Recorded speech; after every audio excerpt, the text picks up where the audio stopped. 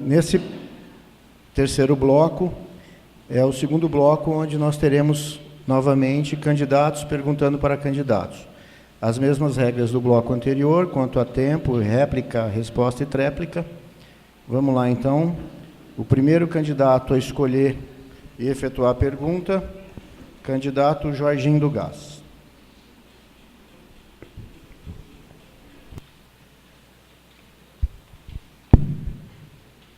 É só perguntar para o meu amigo vereador Tonhão. Vereador Tonhão, o que você poderia estar fazendo em Brasília, sendo eleito, para que essas indústrias, ou a cidade, o comércio, poderia resolver as crianças menor de idade, se você entende que elas devem trabalhar com a idade inferior a 18 anos, ou ter, é correto, acima de 18 anos? Nós temos atravessado esse processo de revolução industrial aqui em Três Lagoas.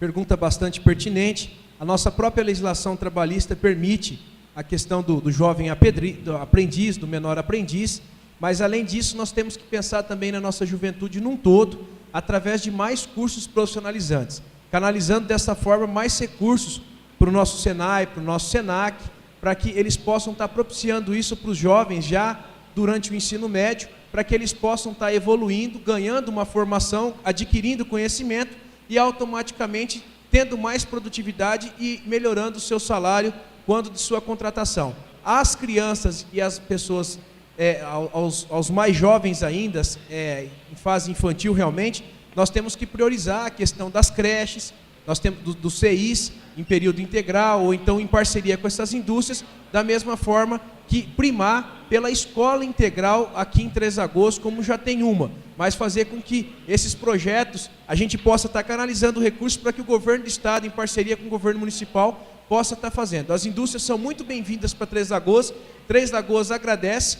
nós temos vários artifícios que em parceria com o Ministério Público do Trabalho a gente pode estar desenvolvendo e fazendo com que essas pessoas possam estar trabalhando e já tendo a sua renda ajudando sua família.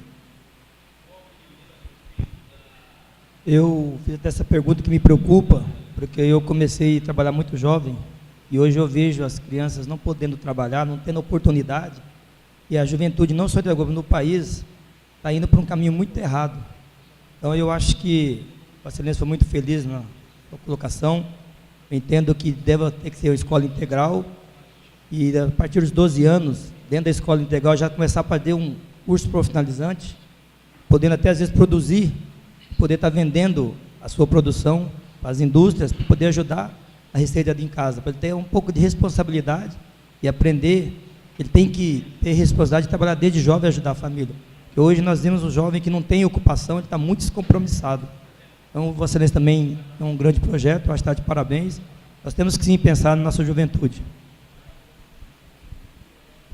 Toda classe política fala que a educação é a base de tudo. Nós precisamos canalizar ainda mais recursos para essa área, fazer com que o jovem já tenha uma maturidade e um discernimento do que pode ser feito ou não e o que ele pode trabalhar através dos estudos, né, qual a oportunidade que ele teria desses cursos profissionalizantes, inclusive com bolsas, né, estimulando ele através do lado financeiro para que ele possa estar estudando e possa estar recebendo também, tendo uma renda e automaticamente ampliando os seus conhecimentos. Eu acho que é só através do conhecimento que a gente vai conseguir mudar o Brasil num todo e melhorar a qualidade de vida da população através de melhores empregos e automaticamente melhores salários. Obrigado, candidatos. Vamos ver aqui o próximo candidato. A candidata Marisa Rocha escolhe para quem fazer a pergunta. Vamos fazer para o Fabrício. Fabrício, você chegando em Brasília, qual projeto você teria para o sistema prisional do Estado, do Brasil?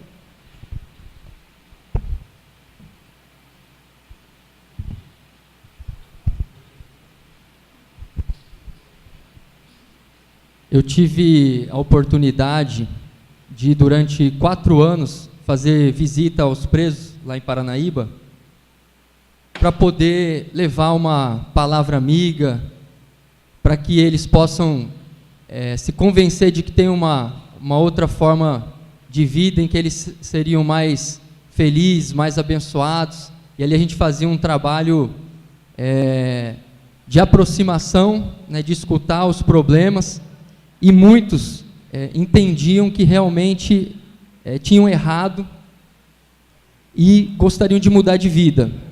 Só que a gente vê ali que dentro dos presídios falta disciplina com questão de horário lá dentro, não tem horário fixo ali para que eles possam estar estudando lá dentro, não tem os cursos profissionalizantes que poderiam estar também, porque o presídio ele tem a função de punição, tirar a liberdade, mas essa pessoa vai voltar para a sociedade um dia.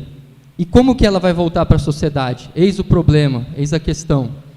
Então, eu creio que deve ser estimulado dentro dos presídios, né, a educação, um horário obrigatório para trabalho.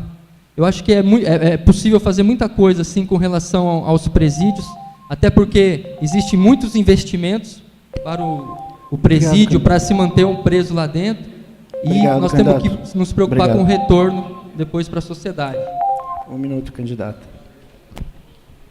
Eu quero parabenizar, eu também concordo, acho que no sistema prisional a gente deve investir em educação, porque depende da educação a ressocialização do preso, do detento, né? Mas eu também investiria em outra coisa, na autossustentação. Eu acho que a gente teria que ter presídios rurais onde eles pudessem trabalhar e pudessem se sustentar, certo?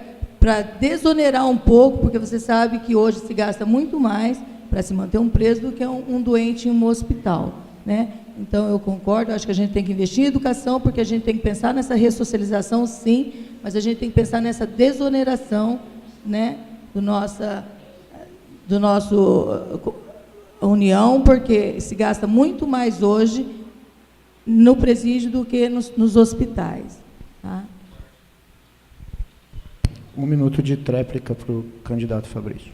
É verdade, eu creio que, existindo vontade política, é muito provável de dar certo os projetos que obrigam as pessoas a estudar, a trabalhar, a ter uma disciplina, porque é importante que a pessoa, quando saia do presídio, saia com mais qualificação, saia com mais conhecimento, com vontade de vencer na vida, através de um trabalho honesto, de um trabalho correto, e é possível sim fazer muita coisa para que nós tenhamos o aproveitamento, né, dessas pessoas que vão sair dali e vão ter uma vida com a família, com os amigos e com toda a sociedade, podendo produzir de forma positiva.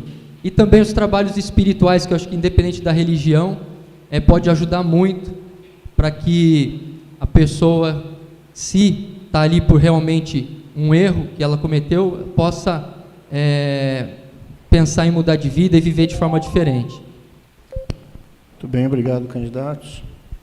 Agora, o terceiro a perguntar nesse bloco, doutor Tidico, formule a questão, por favor, 30 segundos para formular a questão. Vereadora Marisa. Vereadora, alcançando o seu objetivo com uma cadeira no Congresso, qual vai ser o seu posicionamento na questão do aborto e na questão da maioridade penal, da redução? Olha, aborto, eu sou contra. Tá? Aborto, eu sou contra. Eu acho que a partir de que uma criança é gerada, a mãe já tem aquele amor, né? Mesmo se for um caso de um abuso, uma coisa, eu acho que a criança não tem culpa, eu sou contra aborto, e esse vai ser meu posicionamento lá em qualquer lugar. Tá?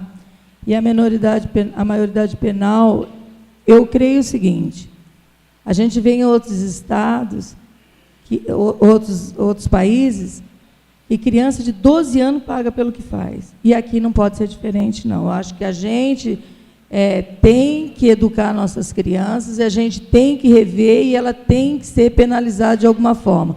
É lógico que eu não estou aqui falando que uma criança tem que ir para uma cadeira elétrica, mas ela tem que ser realmente pagar punida. Não com 12 anos, mas com 16, porque se 16 ela pode votar, ela pode ser responsável pelos seus atos, sim. Eu acho que 16 anos, um adolescente, ele tem que pensar e ter responsabilidade pelos seus atos. Se ele fez, ele tem que assumir as consequências. Perfeito, vereadora. Eu passo aqui, né, congratulações pelo seu posicionamento contra a redução da maioridade penal, até porque a escalada da violência hoje no país vem muito em detrimento do que as pessoas adultas estão usando os menores para poder se sobrepujar no crime. Até porque sabe que eles não podem serem apenados. Portanto, a gente tem uma preocupação com essa escalada da violência. Acredito eu, piamente, que a redução do maioridade penal vai dar uma estancada. Se não reduzir, mas vai estancar o aumento da escalada que vem acontecendo dia a dia, mês a mês. E na questão do aborto também, eu acredito que o posicionamento da senhora a gente respeita, mas o aborto é uma posição legal, até porque a gente vê muitas vidas sendo ceifadas, até pela clandestinidade.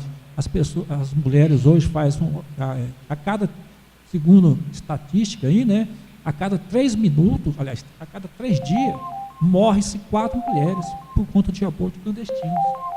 Ou seja, é melhor que essas mães, até porque elas não querem mais um aborto, que elas sejam poupadas dessa vida, não seja penalizadas junto com Obrigado, a candidato. que vai morrer. Obrigado. 1 minuto, candidata. Eu queria só dizer assim, que hoje a gente tem que investir, e já se investe muito em prevenção, né? Então, vamos informar, prevenir. Mas desde que, minha opinião, eu sou contra o aborto. Ok, obrigado. O penúltimo a perguntar, então. Candidato Fabrício. Candidato precisa obrigatoriamente perguntar para o candidato Tonhão.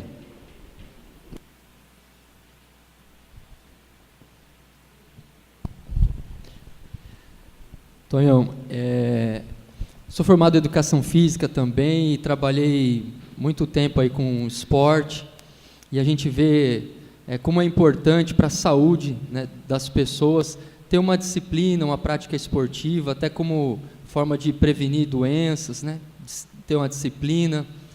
E a gente vê que não há assim um investimento ou mesmo trabalho intensivo com o esporte, independente de ser para recreação, disciplina ou alto rendimento. E a gente vê que é um problema das 3 esferas aí, tanto municipal, estadual e federal. O que é possível ser feito ou estimular para que a gente tenha a maior participação das pessoas com o esporte? Eu agradeço a pergunta. Três Lagoas é uma cidade privilegiada por ser uma cidade plana, por ter rios, por ter várias formas de praticar o esporte.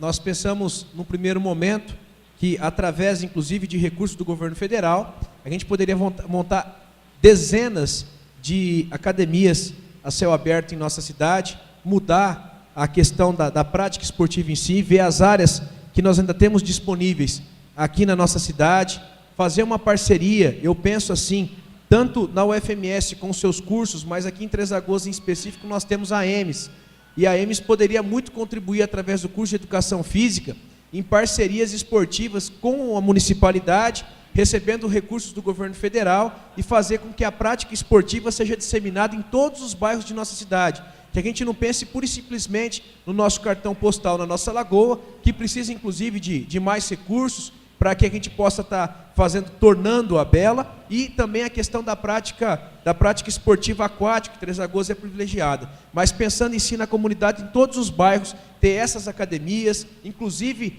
na parte noturna, porque hoje a qualidade da população, a vida da população de Três Lagoas mudou muito, e esses recursos estariam vindo para cá sempre em parcerias com a Secretaria Municipal, com recursos do governo federal e com a faculdade também, que estaria contribuindo em muito para que fizesse essas práticas e auxiliasse a população nesse sentido.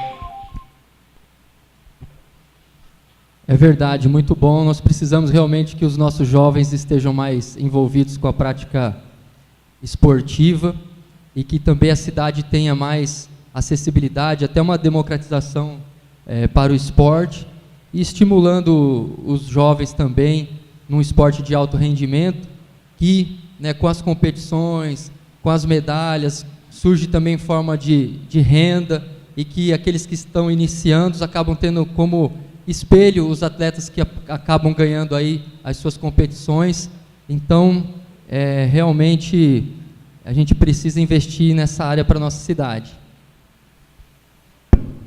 É possível a gente fazer com que essas academias estejam em todos os cantos da nossa cidade, que elas funcionem em horário noturno, inclusive, que tenham pessoas para cuidar disso e pessoas para auxiliar no desenvolvimento dessa prática esportiva. Que a gente possa aproveitar, inclusive, a retirada tão sonhada dos trilhos aqui de nossa cidade e fazer um espaço grande de caminhada, onde a pessoa possa sair de uma ponta da cidade até o Jupiá, né? É um sonho que nós temos, são projetos, mas nós temos que pensar também, não apenas para a juventude, essa inserção na prática esportiva, mas também para os adultos e para a melhor idade, que precisa ser incentivada nesse sentido, inclusive com mais praças em nossa cidade. Muito bem, obrigado, candidatos. Agora, obrigatoriamente, o candidato Tonhão deve fazer o questionamento ao candidato Jorginho do Gás. Jorginho, nós estamos aqui exatamente para propor as nossas ideias e falar da importância de Três Lagoas ter um representante na Câmara dos Deputados. Essa falta de representatividade prejudica em demasia o crescimento de nossa cidade e essa revolução, como disse, que estamos atravessando. Qual é a sua opinião e o que Vossa Excelência faria, se eleito, para melhorar ou mudar ou fazer com que isso aconteça, a reforma política e principalmente o voto distrital? Qual que é a opinião de Vossa Excelência com essas duas grandes duas reformas? Reforma política e reforma...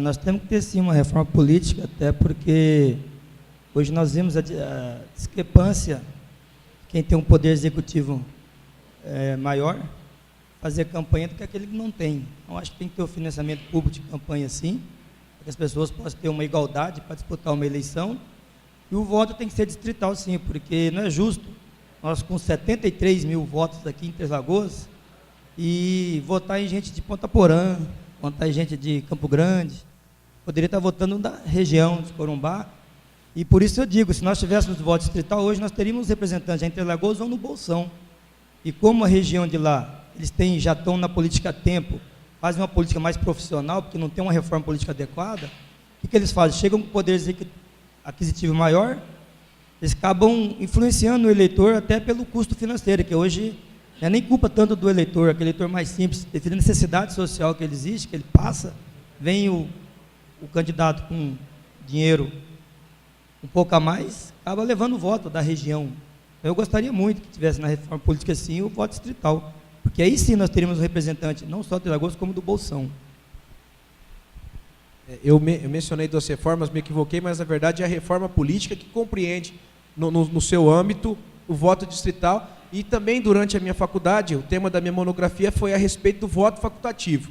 Eu sou adepto, já me manifestei em outras oportunidades, sobre o voto facultativo ser implantado no Brasil, em vários outros países, e principalmente nos países mais desenvolvidos, o voto facultativo já existe, e a questão do voto distrital, que é uma coisa extremamente importante. Região do Bolsão, Três Lagoas, elegeria com tranquilidade um deputado federal, podendo até eleger 2, de acordo com o nosso colégio, se aumentarmos um pouco mais. Então, eu sou totalmente favorável a essa reforma política, que ela realmente possa sair do papel. Existem vários temas importantes que abarcam a reforma política num todo, mas eu creio que o voto facultativo e o voto distrital são de extrema importância para que esse processo eleitoral nosso hoje, que muitas vezes é corrompido pelo poder aquisitivo de alguns candidatos, seja sanado e derrubado. Também concordo com Vossa Excelência, eu acho que tem que ser por aí, que toda vez que vão fazer reforma política, os políticos não têm coragem, na verdade.